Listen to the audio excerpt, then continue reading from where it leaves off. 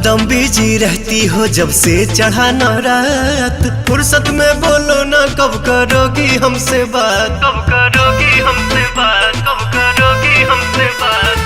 हरदम बिजी रहती हो जब से चढ़ा न रात। फुर्सत में बोलो ना कब करोगी हमसे बात। मगन हो किस मस्ती में थोड़ा हम पे ध्यान भी दीजिए।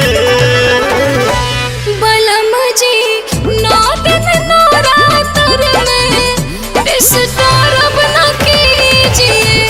बलम जी नौ दिन नौ रात में डिस्टर्ब न कीजिए।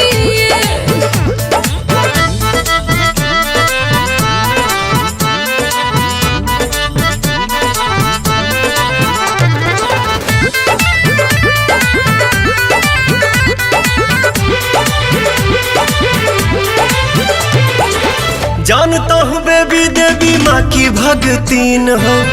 9 दिन मैया में रहती मलीन हो। जानता हूँ बेबी देवी माँ की भगतीन हो।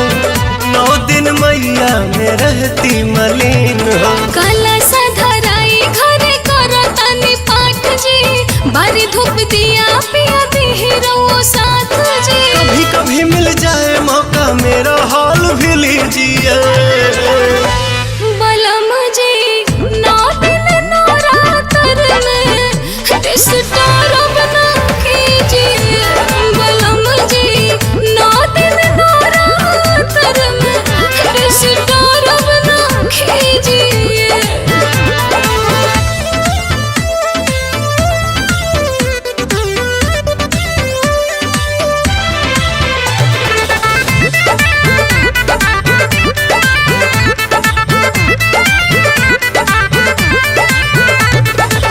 पूजा पाठ का ना हमको आता नियम है।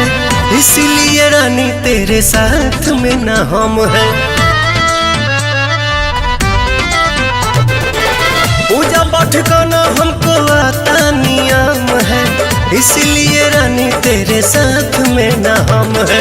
काहे नादान पिया बनिले पवन जी। हवन करावा तारे अजय बच्चन जी। हमने कभी किए हैं तो मजबूरी मेरी समझिए। बलम जी 9 दिन 9 रात में डिस्टर्ब